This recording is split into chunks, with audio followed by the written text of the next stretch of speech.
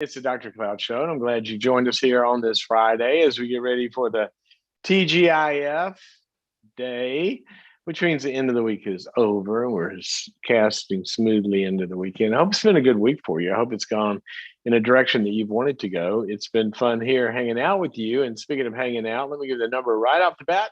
844-940-2774,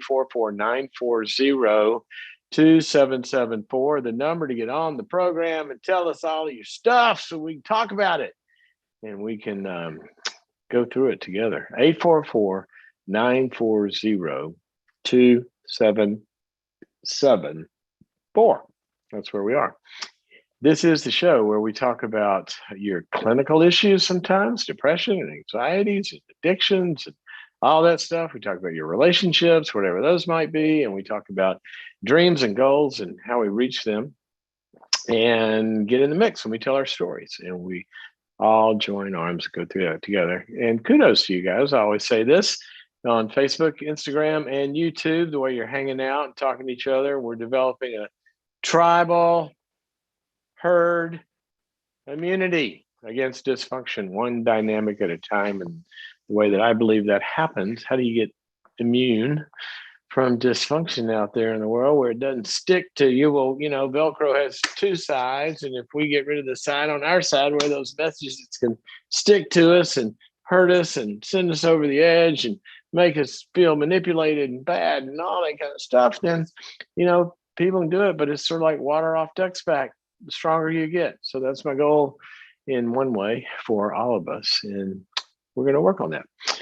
Quick announcement. We got the marriage event coming up May 19th. Sign up for it now through this weekend. You get early bird pricing until Sunday night, I think. And the name of it is The Marriage Equation. And the reason I called it that is for 2 hours in a live event, we're going to talk about what equals what. And, sometimes what does an equation tell us? It says, if you have this stuff on this side, you're going to end up with this.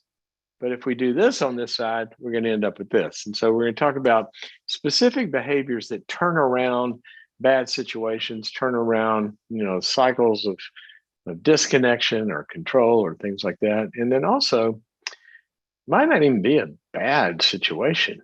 It might be a good situation that you want to get stellar, want to have a superstar relationship. Well, join in that day.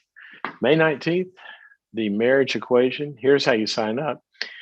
Boundaries.me is the website /marriage. Go to this website, www.boundaries.me/marriage to sign up.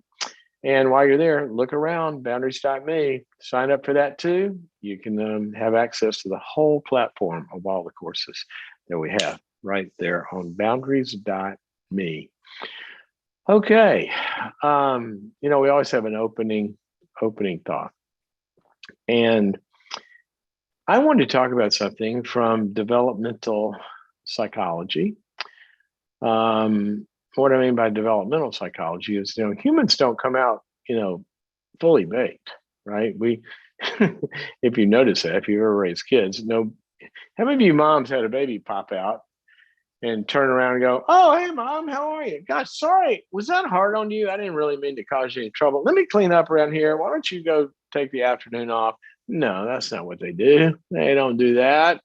They're not fully baked yet. They come out in and all they want is, man, they want you and blah, blah, blah. And then they mature. Now, I'm going to talk about one specific maturity step that happens in the way that our brains get glued together, and not only our brains, but our emotional reactions in our emotional brain, if you will, in the way that we see life and process life and regulate life. And one of the reasons I think I'm aware of this right now is I see so much splitting. That's what I want to talk about. I want to talk about splitting. And splitting is basically when we cannot see the whole picture, and where, as a defense, we split it, and we don't have the capacity to bring things together. And this is actually a developmental arc of maturity. Well, here's why I bring up the babies. If you notice, if you sit down and talk to a baby, you say, "How's it going? How's your day going?"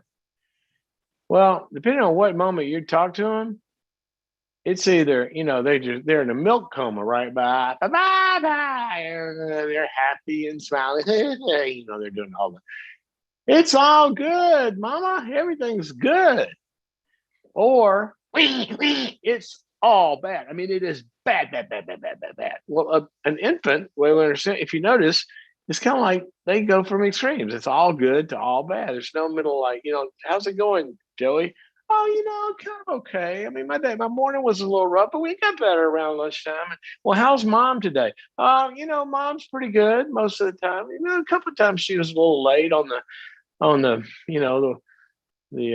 rescuing me from being wet, and a little late on the food actually in the mid time. But the other time she was pretty. No, no, no. You don't get that. You get either or happy, all good or all bad. Look at toddlers.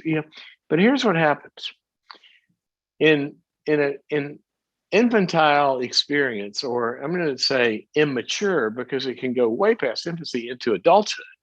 This is what we know in some of the more severe personality disorders, like borderline personality, narcissistic personality disorders, and that kind of organization in somebody's head, that they never get past seeing the world and themselves or others in terms of either being all good or all bad. Now, I want you to watch this as it develops. So you got this infant, or for the very young child, it's kind of like there's two mommies or two daddies or two caretakers.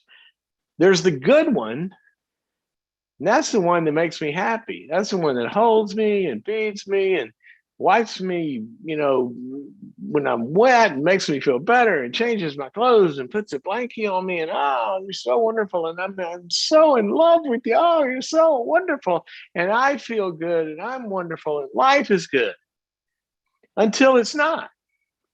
And then there's something that doesn't go well, and now and she's all bad, and I feel all bad, and life is all bad, all this, and it kind of goes back and forth until slowly, after a gazillion times of being frustrated, and the good mommy comes in and picks up and integrates, and then the good mommy puts them down, they cry, but you leave them and you get up, they slowly begin to realize, whoa, there's only one person here, and sometimes she makes me happy or he makes me happy, and sometimes they kind of frustrate me, but it's the only one I got, and dadgummit, she's good enough.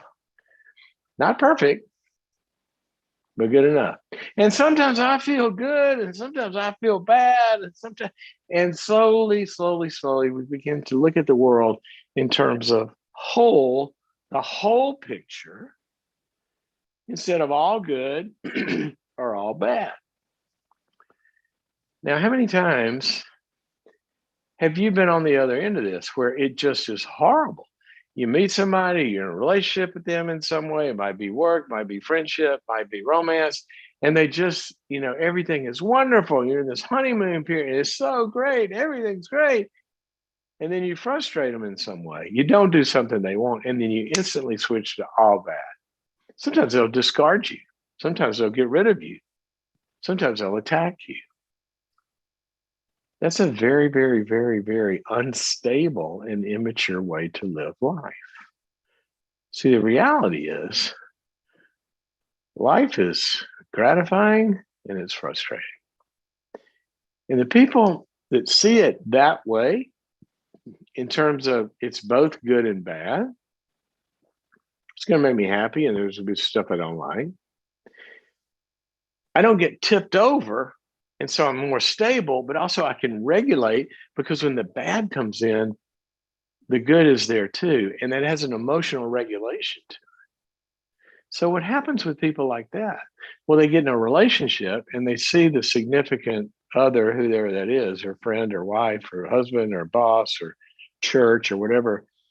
Yeah, there's some real good things here. That's why I'm there. And there's some things that frustrate me, and I address those. but I don't negate them and split them and act like they aren't there. Or when they come in, I don't negate and split and act like the good's not there. We deal with the whole picture. That's how people have stable marriages, because they recognize, when I do marriage events, sometimes I'll turn to the audience and I'll say, okay, I want you to turn and look at your spouse right now and say, honey, I promise you something. I promise you something. I will hurt you. And they'd look at me and go, well, you will, right? You're going to do something stupid, hurt their feelings, or be in a bad mood, or you're going to disappoint them in some way. So just go ahead and promise them, because it's going to happen. Because I want you guys to get ready for that. Because the same person that loves you is the one that's going to disappoint you and is imperfect and, farts at the wrong time or something. I mean, these are human beings that we have decided to live with. These aren't angels. But we don't want to live where they're angels or devils. Split them into two roles, because what happens then? Well, as soon as you disappoint me, I'm down the road to the next one, right? Next church, the next business, the next boss. One of the things I always do when I interview people, when I used to interview a lot of people, I'd ask them, so tell me about your last boss, the last place you worked. And I mean, the information is what it is, but what I want to hear is the emotional valence. Because if there's some sort of reasonable, there's some things that I just decided, I couldn't deal with, but there was, there's a lot of good, and it was hard. But if they turn him into the villain, chances are I'm gonna be the next villain, because they have a string of these behind them, or in other relationships. It's a big deal to look at ourselves, and do we have the capacity? Do we have the capacity to look at someone or look at a situation and see, these are the good things, these are the not so good things, and weigh them? And maybe the good things aren't good enough, or the right good things, for me to stay there, but I don't turn them into like they're the devil, or vice versa. People do this with their children. How many times, I bet we would have people that call in and say they experienced this growing up.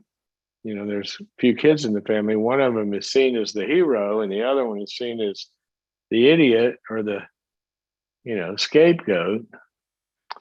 And the family decides that's the bad one, that's our good one. And the parents, or one parent, will live out that kind of split. And sometimes then the kids internalize that, and they've got an all bad self-image, or the one that was seen as all good is so damn narcissistic that you can't even tell them anything's wrong with them. You see some people whose parents just idealized them to where their self-image is, I'm all good. Well, no, you're not. Sorry, you're not. None of us is. And we need a self-concept that's not, I'm special, I'm wonderful, I'm awesome, or I'm worthless, I'm an idiot, I'm stupid. We need a self-concept that says, yeah, I've got these strengths, I got these weaknesses, and here's what I do well, I'm not so good at that, I'm trying to get better at this. That's what we call stability. So what can you do with this? Look at your emotions. If you have intense, like, hatred, for some people or things or whatever, it might be some splitting going on there that would be well to address. Or unrealistic, idealized adoration and psychotic infatuation of love. Well, that's got a shelf life to it too. None of those are mature. Now, that doesn't mean there's not a wonderful honeymoon period for lots of good things, that we have a normal. See, in normal, when we first attach to something and become deeply invested, there is kind of an excitement and idealization. I mean, I can do this with a new, gadget, right? Get a new computer. I was like, well, and then gonna kind of get disillusioned. And then would kind of become normal. Yeah, I love it, but it's not gonna change my world like it did the first day, right? Or it could be, you know what I'm talking about. So just look at the splitting that goes in the world. Don't trust it. Don't trust it. It's not gonna last if somebody when they look at you that way.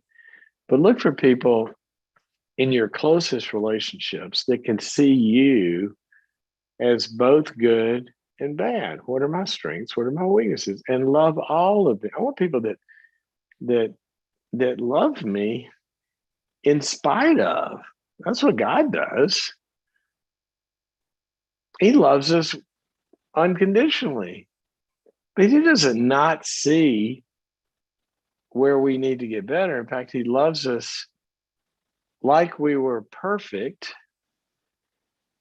and then loves us in a way to try to get us to be more perfect. See, that's integration. So I just want you to watch for that. In today's culture, there's so much like back and forth splitting from people that are divided on both sides. And if somebody thinks this one little thing, they're all bad. If somebody thinks this one, oh, they're all bad. We can't sustain life when we go from all good to all bad in an unstable way, because we have to love the whole picture and deal with the bad appropriately. So that doesn't mean that when you love somebody that's good and bad, that you let the bad hurt you or abuse you or anything like that. You deal with that. You deal with the bad truthfully and honestly. But let's just watch the splitting, because that's instability. And that's what the most unstable personality disorders do to people. Some of you have ever noticed, if you know somebody that's really narcissistic, they have to be seen as all good. You can't give me feedback. You can't tell me anything's wrong, because it threatens the all good state and they don't want to go into all bad. So they make you all bad for accusing them of not being all good. Boy, that's a picnic, especially when you have it over a long period of time. So there we go. Let me give you the number again, 844-940-2774. 844-940-2774. And you know what? Let's make sure, and the people that we're closest to, let's make sure that we know that they know that we love them. Even with the bad, we still love them. I'm not going to let the bad overcome me. I'm not going to let it hurt me. I'm going to discipline it or set boundaries or contain it or deal with it. But you can't move me to hate. That's where we're going to stand. Can't move me to hate. Can't move me to hate. If we could get there, just because you hate me doesn't mean I hate you back. Love overcomes. Not blind, idealistic love that denies problems, but love that deals with problems without splitting into all good or all bad. Okay, 844-940-2774. I got a funny story just came to my mind about, and she will kill me if she hears this broadcast. I don't think she will. Shh, one of my daughters. Now, she'll find out because I said that. It was the funniest thing, though. I'm not kidding. It was the funniest thing. When Olivia, talking about developmental stuff, when she was little, and she'd have been, I don't know, in between 2 and 3, maybe somewhere in there, 3, I don't know. Because all of this consolidates for the first time, or really in about the third year of life is the way a lot of us believe that happens. So she, we had this little chore chart, and you have the smiley faces that you get, or the frowny face. If you do your chores, you get the little smiley face and a little sticker and all that. And so she's got this chores list or behavior list up there. And so one day, and they were all good, she had smiley faces until she got her first frowny face. And I can't remember what the behavior was, but she got a frowny one on that one. Oh my gosh, you would have thought it was the end of the world. And I mean, it's just, like because her mind wasn't put together yet, kind of goes to all bad, right? And everything. And so, walk her through that. It's okay, you can do better tomorrow, blah, blah, blah, blah. So about an hour later, I go back in the den where the little chart is. You know what the little stinker has done? She's gotten a new sticker and put it on top of the smiley face. She wanted to be all, or the frowny face. She wanted to be all good again. Splitting. That's splitting. Anyway, she got over it. She integrated into just a beautiful, beautiful creature. One of thinking of kids, you might try this with your family, especially if you have kids or also even in adults with adults, because we can all, when we treat borderline narcissistic personalities, one of the things we do is try to, bring the splits together. One of the things we did with our family at dinner, and we still do this, and they're, they're grown now in college. But from the time they were very little, we would go around the table and we would say our roses and thorns. I started this when they were very, very, very, very little. And what your roses and thorns were, the rose was the happiest moment you had that day. What happened that really was so cool today, made you so happy. And then the thorn was the worst moment you had of the day. Now, why did I do that? Because I wanted to know when the gum got in their hair? No, sure, that's fine. I'm really interested. Of course I want to know their experiences. I'm kind of being weird there, but that was the main thing. The main thing I wanted to do, I wanted them to grow up with a constant experience, day by day, meal by meal, over the years, of understanding that life is good and bad every day. You can kind of expect something to go well and something to not go well. And if we're expecting it, then it doesn't surprise us. And we don't split. And I was trying to give them an integrated experience. And we would do that with each other. Family meeting, go around. What did mom do this week that you liked? Well, how could she do better? What did I do that you liked? How could I do better? And everybody would do it to try to get an integrated experience. That's really, really important. Some people just can't take negative feedback. And we need to be able to. All righty. 844-940-2774 is our number. 844-940-2774. Let's go to Kim, who's calling us from Illinois. Kim, welcome to the Dr. Cloud Show. Hello.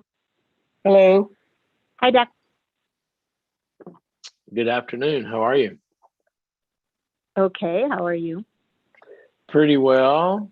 I got to say this, Kim, for those of you who have been listening, I had spine surgery last week. Today, this might be my best day. I was kind of up and walking around pretty normal. I don't know if it's going to last, but I feel good. So thank you. Well, so good. tell me what's up. Well, I'm dealing with a teenager who's almost 18, and he was diagnosed with OCD last September, around the beginning of the school year, his senior year. What were the symptoms that brought about that diagnosis?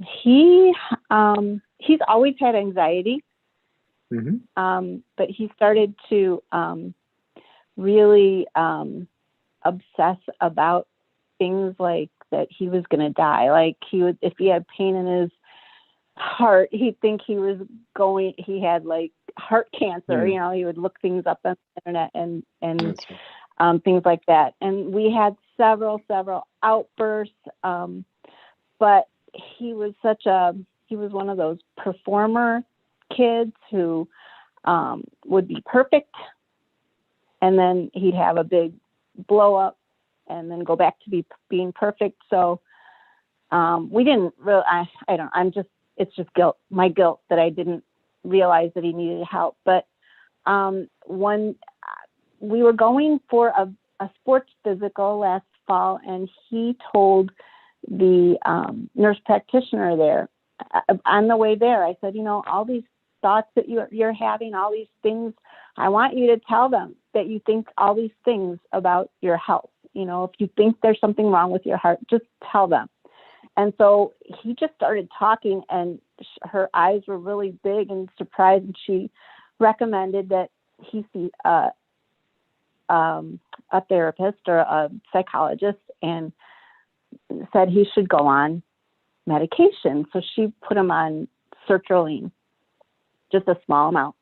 And then that's when he was diagnosed. When he went to the psychologist, he let them know everything that was going on. They did a full, evaluation, and they came back to us saying, not quite OCD, but they called it obsessional thoughts. Okay. Like overthinking things. He was on citrulline. You mean the supplement citrulline? No, is it sertraline? I think it's like Zoloft. Okay, so on an SSRI. Okay, so they diagnosed him, and is he in therapy? So what is the question?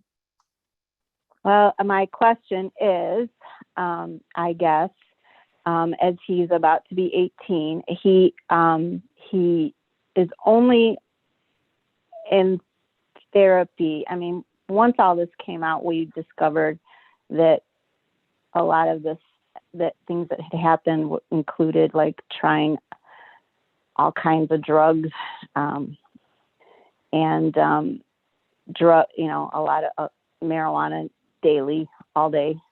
Had he been doing this? Had he been doing this before he started the Zoloft? Didn't know he was the perfect kid. We didn't know this. You didn't know it. You didn't know it, but was there a gap in the time you found it out versus it had been going on a while, or did it start? Yes. It started after he started in therapy. Yeah, it started. I think it got worse after he was diagnosed. But okay, that he had been experimenting with mushrooms and yes. Yeah. Several okay. times. So what is the question? What is it? Tell me the question. How can I help? Okay, so he's not in therapy. He's not in therapy right now. Is he still taking Zoloft? He sees a nurse practitioner who continues to give him the prescription. And why isn't he still in therapy? Well, the person that diagnosed him retired, and his son took over. And I just didn't feel like he knew what he was talking about with OCD. Like it. And Ryan was like, I go there. He would be done in 15 minutes with this therapy session. Well, that's not. So, that is not sounding like that's real therapy. Yeah. So with the. I found that was a better there. That was. Yes. Go ahead. Okay, I was just going to ask, what is the question? I guess I need to know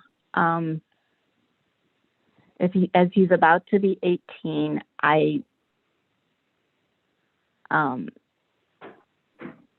and he is like not living he's not abiding by our rules in the house, obviously. And how does my role change now? I mean, I've told him that I want him to be in therapy, or he's going to have to move out when he's 18. Am I being too harsh? Is that?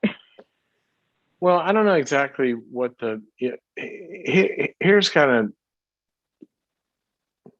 let me say it a different way. You're not being too harsh in making some requirements for him, as long as you are, in charge of him, to make some requirements for him to get the medical attention that he needs. If he's on the sertraline, the Zoloft, I thought you had said a supplement before.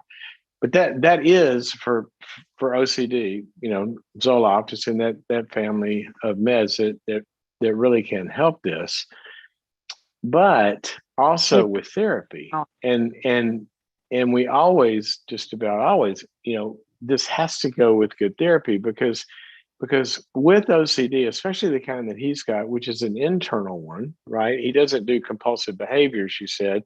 His no, compulsive no. behaviors are the worst, some ruminations that's all internal, right? There's some thinking Hmm. patterns. There's a bunch of different stuff that goes into the regulation of all that would help him get relief from this, along with the medicine, where he could get to a much more normal place. But they have to go together. Also, when you look at OCD, what goes into OCD a lot of times is the sometimes OCD is designed because of an absence of structure. And if he's not abiding and doesn't have really clear boundaries and consequences and limits around him, that also can add to even, producing more of the anxiety. So if you're saying, is it harsh to want to have some limits and consequences and requirements that he's got to go do this? Absolutely not. Now, what the specific consequences are, moving out at 18, I don't know his level of functioning, this and the other, but there's a lot of things that you can do. Point being, you're right. I would, if I had a 17-year-old that had OCD and he's using drugs, even if he didn't have OCD, there's no drug use. We don't do this. That's not okay. And if you do, certain things are going to happen. So I think what I would Well, do it's is difficult because what? it's difficult because he's like when he's 18, he's telling us that he's gonna get a drug card or whatever, and All right, but he's not 18 yet, right? He's not 18 yet, and you still have control.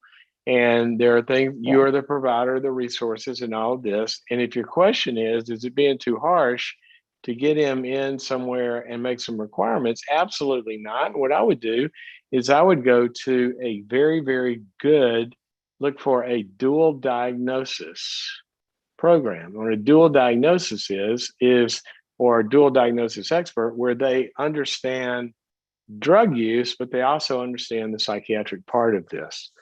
Because he in some ways he's self-medicating because he's not dealing, adequately with the problem. So I would say, look, you're living here, we're going to the doctor, you're coming with me. And then the doctor, a good psychiatrist or good dual diagnosis addiction person, would help you to design what you're talking about. But I would not let it continue and let him be in charge. And 18, just say, I'm going to go do what I want. You've got some time in between them. And even after 18, there's some ways in which probably you're going to be resourcing him in some way. And he's got to perform in order to get that. So I would really get a good professional in this that would do more than 15 minutes of therapy with an OCD. I don't understand that. I just don't understand it. So that's what I would do. Hope that helps. Thank you for your call. Parents, you know, anxiety disorders are tough, and they come for a lot of reasons. Some, you know, yeah, it's too much to go into. But when kids have them, it's really, really important, like she has tried to do, and I hope she takes the next step to do. It's really important to enter into that and get intervention as early as possible, because these anxiety disorders, the way we cope with them develops coping patterns that are maladaptive later. And so better we can do it in the beginning, the better. Okay, let's go to Bridget, who's calling us from Georgia. Bridget, how are you doing? Hi, Dr. Cloud. I'm so excited to be here, and I'm also nervous, but I do have You a don't question for sound you. nervous. Try to sound nervous for me. I want to hear. I want to hear what nervous sounds like. That I cover it up with laughter and smiling, but Okay. Well, you're not sounding too nervous. So tell me how I can help you. So my question is, how do you know if the person that you've dated for a long time is the person that you should marry? Because I've done, like, I've prayed a lot about it, and How long have you dated him?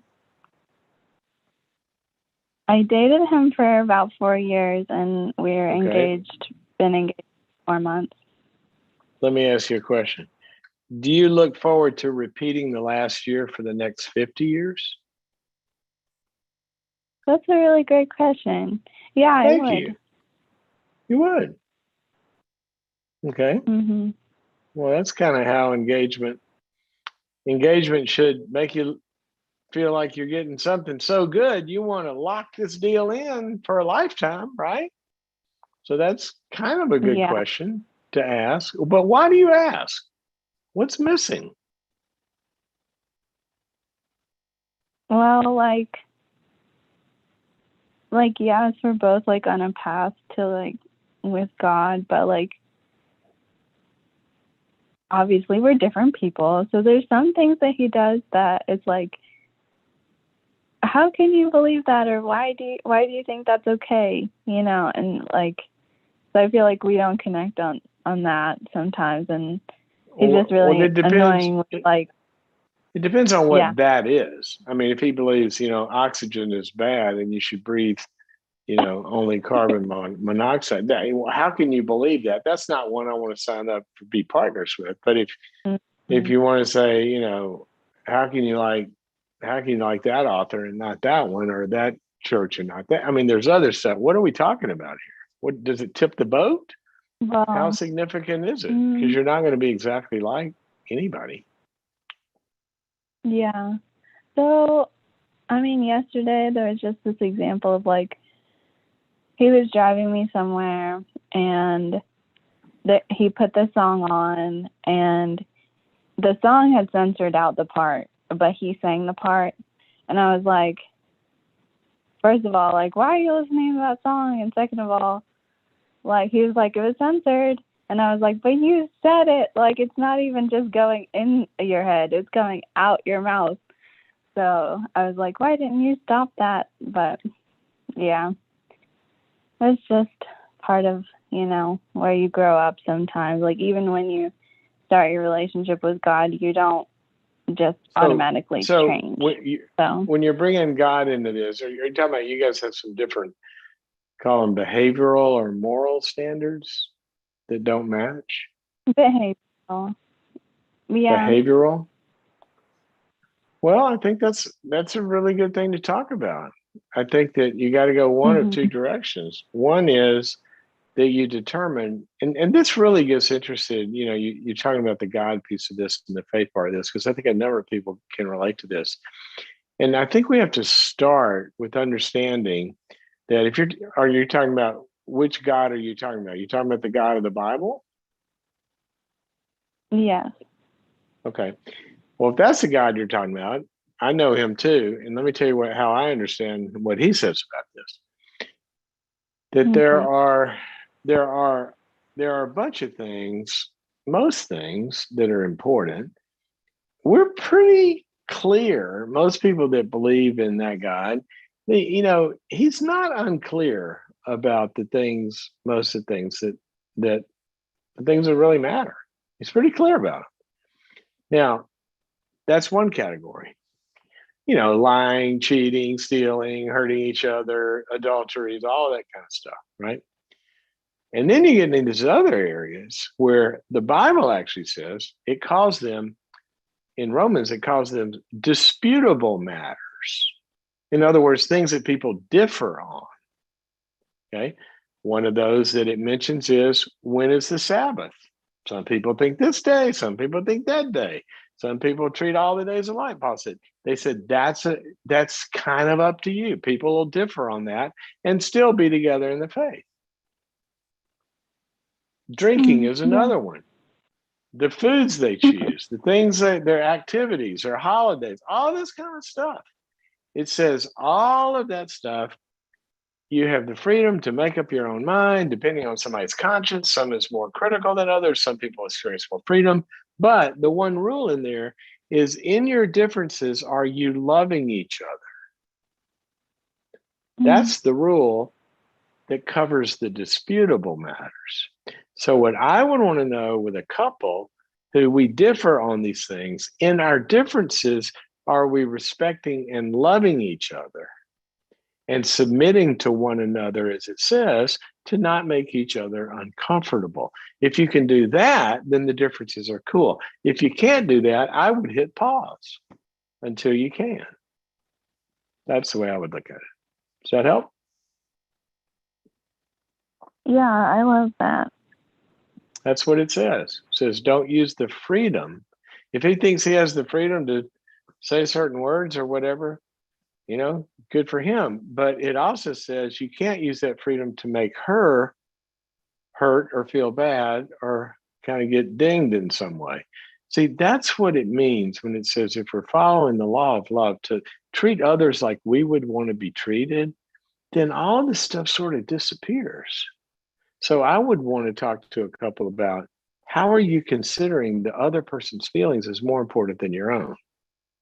I mean, obviously, unless there's some kind of, if somebody's abusing somebody, you're not, it's actually the golden rule to set limits, because I would want somebody to set limits on me if I were abusing somebody. So we're not talking about taking a bunch of junk here, bad treatment from somebody. We're talking about being sensitive to each other, to identify with what's this like for them and how can I love them. So that's what I want you to look at. In our differences, can we live with our differences in a way that doesn't pull away from our love for one another and our connection? Do they get in the way? I always say that, you're not going to find somebody that's perfect. You're not going to find somebody you agree with on everything. You're not going to find somebody that's not crazy in more ways. We all have our craziness. The question is, does your craziness tap into my craziness? Because then we got double crazy going on, and we're reacting to each other all the time, right? So my wife understands and accepts my weirdness, and I do hers. She thinks I have more than her, but that's different. I can have my own opinion about that, right? So you have to accept each other. It's got to not knock you off the horse. Okay? Yeah, like in this example, I did tell him that, why would you say that? And he was like, okay, well, I won't listen to these songs around you. And so I think that like him putting my feelings first and stuff like that. That's good. Why don't y'all talk about that? How can we put each other's feelings first? One of my favorite verses, considering other people's interests or whatever is more important than our own. If we do that, it's hard to lose. Okay. Thanks for your call. And I hope you guys keep talking about that, but don't ignore it. Where your differences are, make sure they're not important things that kind of drive you apart. Learn how to deal with those before you get married.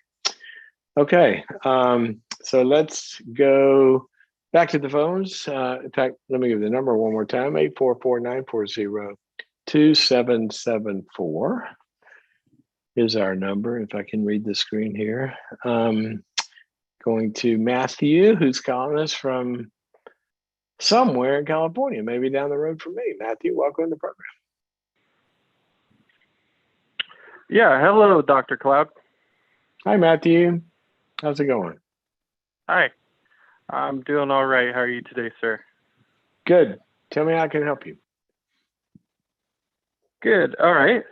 So me and my wife, we have a newborn, 3-month-old, and then we have my mom who likes to overstep by text message and give us family advice that we don't really want. And it seems like 90% of the time we're trying to satisfy her worries for my family.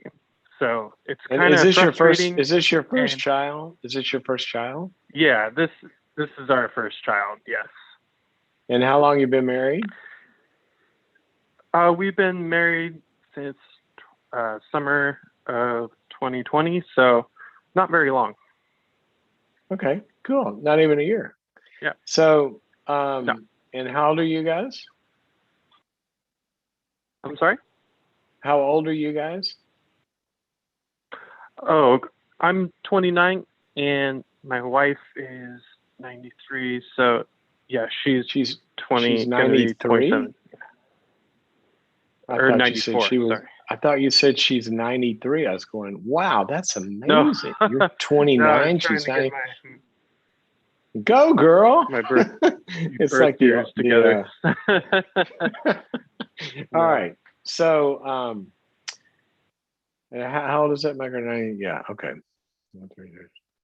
So you guys, here's why I asked that. I was trying to figure out how long have you been down the path of adulthood? Well, you're 29 years old. Your mother should kind of have Hmm. gotten the memo. She's gotten the memo by now that you're an adult. Did you forget to send her that message? Yeah. Have you not sent her that message before? Did that letter not arrive? I think I've told her on a few occasions, but How did you she's tell her? always How did you tell her? just, I think, verbally a few times, like, hey, I can do this on my own. So, but Okay, that's kind of the here's what. question I'm getting Well, at. hold on. Yeah, but hold on a second before the question. What I'm looking for, I'm looking for the soil that the question falls into. Okay, now I want everybody who's in Uh-huh. this kind of period of life to hear this. Many times, if somebody's single and they at some point they get married, right? Well, depending on Hmm. how they've been single, oftentimes falls over into the marriage. So if they have been single in a way, kind of pleasing mom, pleasing dad, pleasing parents, kind of do what they want, whatever, and they really haven't psychologically stepped away where the parents know I can't control him. He's going to do what he wants. I can't tell him, he's going to, and where you've taught them that, then when you get married, the marriage falls into that soil. If they have had still the feeling and comfort of you're still our son and you kind of do what we want, you please us and all that, then you got to do the son differentiating step at the same time you do the marriage differentiating step. Then you throw a baby into it and Hmm. it's all, so that's why I'm asking. Gotcha. Got it. So, how much of an adult do you think she psychologically experienced you before you got married? Probably pretty limited because, before I was married, I was still, kind of like going over to my parents, every other weekend and, doing stuff with her. Yeah. Okay. And going over So to this is a dinners and big. stuff. Oh, so that too. Okay. Hmm. So this is kind of a shift for her. This is a new memo Yeah. in a way. All right. Okay. So give me Mhm. your question. She wants to.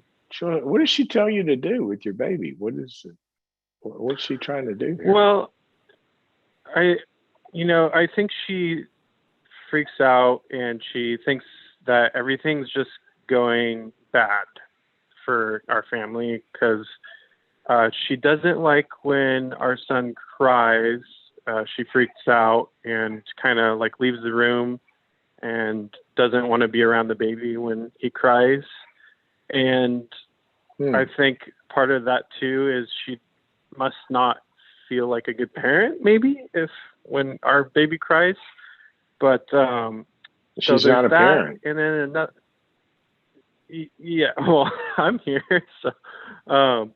But I mean, and then the other I don't thing know if she too feels is like a good she. parent or not, but she's not a parent in this situation. The Yeah, yeah, baby's got parents. So okay, but she's uncomfortable with an infant crying. That's not really understanding infants very well. That's kind of strange. But hmm um, so what is the question? Tell me how I can help. Um, Where does it interfere, and so what's your dilemma? so I guess we, me and my wife would like to approach her respectfully in a respectful way on how to set a boundary saying, hey, we don't need your advice in our family. Things are going really well. And we don't really feel like we want to devote our time and energy towards satisfying your worries about our family. How often do they come? So she texts us, daily. How are things going? How's the baby boy? How's the dog? That's generally like the 3 texts that come, every other day or daily. Okay. I mean, that's not awful. Is that all she does? So, she just... Yeah, it's just, texting. Okay. Yeah, a lot. So. But if that's the extent of the problem, she just texts. That's what you want to stop? Well, I mean, some of the things that she comes to in text messages are kind of shameful to us. Like what? Because And that's more than how are you and how's the dog? oh, okay, yeah. So, like for example, she was looking at her son, and then my wife was holding our son, but she'll say things like, "Oh, he just doesn't like his mama," and then because he's smiling at my mom. So it's just kind of little things like that Little where stuff it's like like, that. do you really understand what you're saying? Like, that's not the Doesn't reason sound why like he's yeah. smiling at you now and not, his mom. Because he smiled plenty of times at his mom. Right. How much self-awareness does your mother have? How much ability does she have to have conversations like this? Like to say how we feel when she says stuff like that? Yeah. In other words, if we're going to sit down with mom and say, Yeah. hey, mom, you make some comments sometimes that are like, do you understand how that would sound or how that would make her feel if you say baby doesn't like its mother? And I mean, does that, do you understand how that might feel? Can you see that? I mean, can she have a conversation like that? Yeah, I think I've had that on a couple occasions, and I've witnessed that with my stepdad, her husband, and normally it just kind of goes like she sticks to what she said. She's like, she gives reasoning for why she said that. Well, yeah. Obviously he's crying. He doesn't want to be with you. Or it's like, yeah, so well, she doesn't really, that's why I asked. She doesn't really have the capacity to hear it and adapt her behavior and understand it by and large, right? Okay, so given that, what I would do is I would sit down and let's just expect that mom, I mean, she might, you can try it. You can try it. You can sit down and have a conversation like, mom, there's some comments you make sometimes that kind of sort of hurt and they kind of leave us with a bad feeling. And we just want, because we don't want to feel that way. And we'd like to be close to you, but there's some comments you make about the baby and about parenting, and here they are. Can you see how that might feel crummy to us? And see if she can. And if you can, then we'd like for you to not do that anymore. And if she can agree to that, then you've solved the problem. All right. But what might happen, and what I would almost bet my chips on, is that she's going to do what you said she does. She's not going to own it. And she's going to give excuses, and you can say, "Oh well, okay, so you can't see it, but here's what we'll have to do. If it's happening, we're going to tell you in the moment when it happens, and then at least at that time, we want you to respect our wishes. And that way, there's no break in relationship. You're just asking her to stop something. Okay, that's kind of like minimal invasive surgery." But the other thing you could do, and this is what I bet you're going to end up possibly at, is deciding that, mom's not got a lot of self-awareness here and mom's going to make some goofy comments. And so why don't we just quantitatively limit how much we put ourselves in that situation? and you say, "Gosh, we're raising a baby. We got a lot of stuff. We're building our family. Probably well, we'd like to see you, but let's make a regular time instead of kind of dropping in here and there, and we'll come over, for dinner every couple of weeks or something like that." And you just sort of deflect it. You agree to mom's going to be goofy, and you let it roll off your back, and you just kind of see her as, oh, well, unless it's too hurtful, and then you have to deal with it the other way. But I try to have the conversation. If she can have it, have it. If she can, say, we'll point it out. We'd like for you to not do it when you do it. Or if it gets too much, we'll limit our time. We'll limit our time together. Probably not. Mm-hmm. Doesn't sound like she's on a path of self-correction here. Right.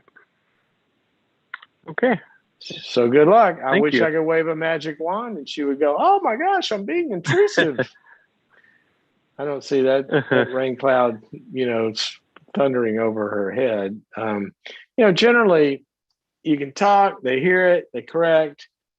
You can talk, they don't hear it, they don't correct. And so you have to correct in the moment and tell them that. And if it's really hurtful, this doesn't sound that painful to me. I mean, it may be, but I've heard way worse. Sometimes it is too painful, though. And you have to say, "You know what, Mom, if that happens, then we're going to leave." If it gets too bad, you always have that choice. And then you have the choice of just limiting it to supervised visits. Right. You're containing this, and you just know, well, that's Mom, and you love her the best you can until it's too hurtful not to. And sometimes people do have to have harder boundaries. It doesn't sound like it's that bad. Okay. Right. Got to run. Well, thank you. Yeah, that helps out a lot. Okay. When people do goofy stuff, if it's not too toxic, we deal with it. We try to love them the best we can. Sometimes it gets too much, though. And, when's the appropriate time to have a more significant boundary? Depends on your immune system a lot of times. There's I have some friends that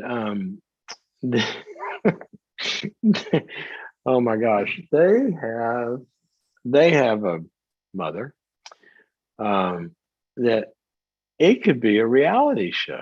I mean, she says the most outlandish stuff and ridiculous stuff, but they have kind of gotten to where they just, it's sort of like they just metabolize it and kind of like, can you believe that one? And they otherwise have good relationships. It doesn't really get to them. You have other people, they have a history with hurtful things and they can't be around stuff like that. So it kind of matters to sort of how much it hurts and how injurious is it and what do you lose when you have severe boundaries, which sometimes you have to have. These are judgment calls in a lot of scenarios. The proverb says it's a glory to a person to overlook an offense, and sometimes we let it slide for the bigger picture. Other times, it's not good to overlook this stuff. It's too hurtful. It can downright be abusive, and it can sometimes interfere into a marriage, and that's not okay. And so that's when you have to figure that out. All righty, let's go back to, where are we? Back to the phones. Blaine calling us from Washington with a dating question. Blaine, welcome to the program. Hey, what's going on, Doc? Can you hear me? I got you, man. How's it going up there? Oh, dude, it's great. It's great. Thank you for asking. Hey, got a strange question for you. I'm 34, single, never been married. I've been out here. I've been back in the States for about a year, and I've been back on the dating scene. And I was in Europe for a couple of years. I was working over there. Got it. And where did you grow up? Did you grow up in the States? I grew up in the States. Yeah, I grew up in Missouri. In Missouri. Okay. And then you went to Europe a couple of years and you came back and you're on the dating scene. Was this a big splash? Yeah. Did you make a big announcement? Hey, ladies, I'm here. Did you do that? Hey, I'll tell you what, Doc, I'll put it this way, man. It's been a wild ride for the last year. You know what I mean? I mean, here I am calling you. Yeah, right. You ain't kidding. So tell me hey, what's Doc, happening. yeah, so I'm running into a reoccurring theme in my dating life, right? So it seems like what is continuing to happen to me is I'll meet a woman, we hit it off, everything's great, and at about the 1 to 2 month mark, I get the Dear John letter from her where she says that I don't communicate enough with her. I think how many of these? I think how what they many mean. of these? You said a pattern. Oh, how many we got? Geez. Over the last year, dude, at least 10. At least 10. Have you? No. And Here's even another to the question. point, Just to understand your game plan here. If you had 10 serially monogamous 1 month at a time, and then hit reset and go the next one, next one, or were you dating a lot of people, overlapping? Nothing wrong with that if you're honest about it, and it's not serious or exclusive, yeah. and So you're cheating on them in some way. No, absolutely overlapping. And when I get these Dear John letters, I'm an adult. I'm not out here running around sleeping with all these women, nothing like that. You know what I mean? So, but it's never serious. But it just seems like they want me to text them. It seems like they want to be in this 24 hours a day, 7 days a week text conversation all the time. And I'm a busy man. I got a job. I have a very demanding job. And I have, I got my own, I got my own hobbies and such. Yeah, that's kind of bizarre. Yeah, and I always get immediately hey, when you first start dating to be around the clock texting and you're the only thing that exists, I would move on. Oh, Doc, it's out of control. These women that I seem to be attracting are telling me that, if I don't text them in the morning, that's a point against me if I don't send them a good morning text. But joke's on you, lady. I've been up since 4:30. You really want a good morning text at 4:30? You know what I mean? But you're not even in a serious relationship with it. You've been dating for a few weeks at this point. Doc, I'm in 1,000% agreement with you right now. 1,000%. I agree with what you're saying. And so there's got to be some less immediately, the psychological term we used to use for this, I don't know if it's out there that much anymore. It's called fusion, where they want to instantly fuse with you and they give up all their boundaries in their whole life. And now you're like the center, in the horror, and they envelop you and all that. And that's just not healthy. That's ridiculous. That's usually a dependent. It could either be dependent or over idealizing a narcissistic fusion or a bunch of other things that have happened. But that's not usually prognosticating a good outcome. So how are you, when you have a pattern like this, how's that the only kind that you're finding?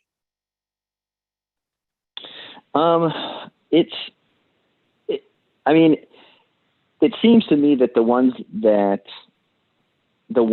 that I invest any time into, because it seems like often I'll go out with a person and, I tell them eventually hey, I don't think we're a romantic match. And then we both move on. But it seems like, let's say every fourth or fifth one I meet, I'm like, okay, she's a keeper. And then I think that we're laying a solid foundation. Hold on a second. What does keeper mean? Is that with a capital K, a small K? When you're fishing, means I want to go out again. One that's regular. Well, yes. I want to go out again. You want to go out again? Okay. Not I want to get exclusive with you. It's not the exclusive. No. DTR. So I guess it's about the same. It's about the time that the exclusivity should be entering into the relationship is about the time. Because the first. And you've had no indication of this. You've had no indication of this until that moment. So sometimes they bring it up kind of in passing, but since November, 2 times I've had two women tell me, and these are grown women. These are women my age in their early 30s. These are grown women telling me, grown with their own lives and their own jobs, mind you, being like, I can't do this. Your lack of the last one to quote her was, your lack of communication brings up insecurities in me that I am unwilling to deal with. I no longer wish to see you. Yeah. Okay. Well, thank you for telling me. I wish you well. Have a nice life. So, let me look at the other side of the equation. What is the lack of communication look like? I mean, do you ghost them for a week at a time when you're kind of sort of exclusive? I mean, do they drop into the abyss, or what is your kind of, how much are they hearing from you? So about maybe 2 days a week, I'll text them just to check in and say hello. And then on the weekend, because I work Monday to Friday, and then I'll try to make plans for the weekend, or just, whenever it works for both of us. But I mean, it's weekly. It's not like weeks and weeks they don't hear from me. It's, it's 72 hours sometimes. Here's what I would ask. In the way you describe it to me, it's just started going out with somebody, okay? And you're in a period of weeks where you're going out maybe once a week or something like that, and you haven't entered into anything that looks like, even with a small r, a relationship. That doesn't sound abnormal.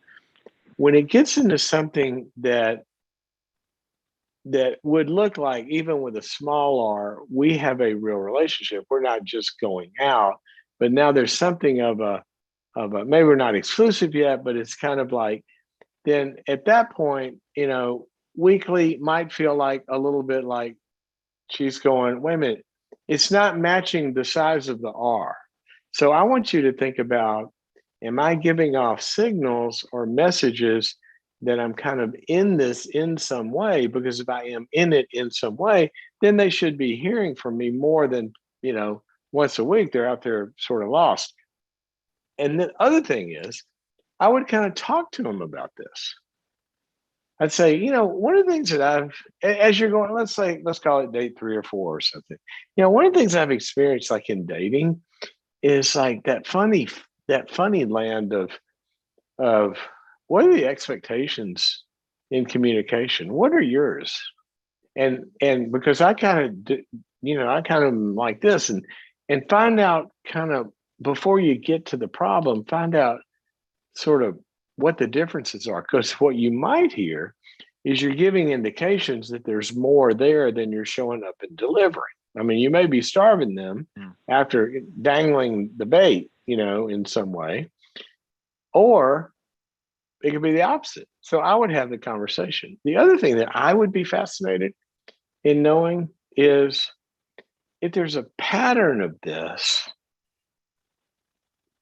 are you attracting and communicating in some way that certain people with certain kind of patterns would be attracted to that or not? Sometimes it's sometimes if you're giving off a kind of aloofness, it can kind of trigger that in somebody. So I would ask them. I'd start asking for feedback, and I'd have the discussion. But you might be, honestly here, Blaine, you might be giving off a little more of an R, meaning relationship, than you are. It seems casual to you. It might not seem casual to them. So you might check that out. On the other side, you might be running into some women that are less autonomous than you are. And that's a good conversation to have. Not everybody has the same inclusion needs. There's an old instrument. There's an old test called the FIRO-V. And one of the things that it does is it measures people's needs for inclusion. And if you look at attachment styles, and there's a billion ways to look at this, that some people have a greater need for connection and closeness, a greater hunger, if you will, than others. Some people are fine on their own. They're maybe more self-contained, a little more introverted, maybe whatever it is, and they're fine without talking for a couple of days. While the other one is just, "Where are you? I miss you." And that's a good conversation to have. And I'd want you to get some feedback. I'd go interview. You know what? I'd call some of them and interview them. I'd say, "Look, I'm not trying to get back together. I say, I need your help. Yeah. You're not the only one that called me an abandoner. And I want to know, what am I doing that's setting you up for this?" Doc. And I'd like to, go get a 360-degree review on yourself. I'm dead serious. If they would participate, I'd call them and ask them. I'd call them. All right, I got to run, man. You're sending me out on a suicide mission, Doc. Thanks, man. Hopefully not. It may be a growth mission. I hope it works out. Oh, Thanks, gosh. Doc. All right. Check out, if you're still there with Albie, check out our, if he gets your info, I'll send you my 2-hour dating webinar called How to Get a Date Worth Keeping. The rest of you can find that on boundaries.me/dating. And on boundaries.me, you can check out boundaries.me. I spent some time on there yesterday looking at so many of the different courses. There's, I think we're up to close to 90 different courses now on boundaries.me. Small courses. It's sort of like a big platform where you can go look up, what are you dealing with? You got to have a difficult conversation with somebody. There's a course on that. You got to deal with your in-laws. There's a course on that. You got to deal with anxiety. There's a course on that. All of that, you get the whole platform by just becoming a subscriber at boundaries.me. And in addition to that, you get me showing up every day. I'm going to send you in your inbox a growth step for that particular day and come alongside you in a journey over time to take designed growth steps that are move you down the continuum as you practice new things. So I start to harass you. I start to show up and bother you every day. I like that. It's good.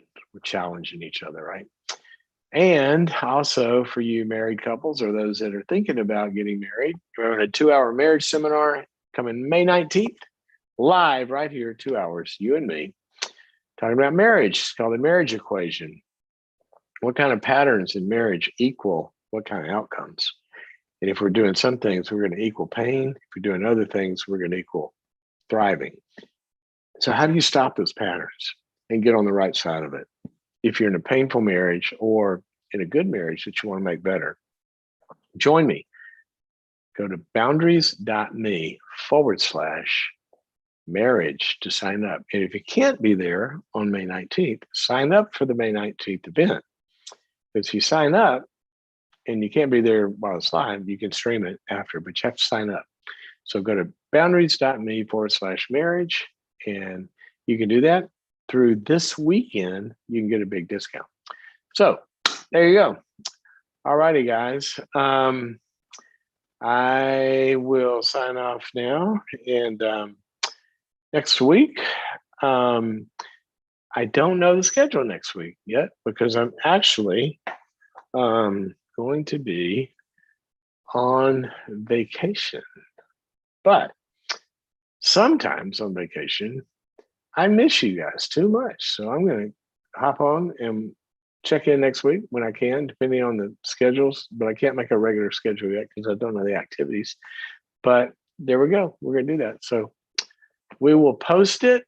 And until then, have fun and be well. See you when I see you.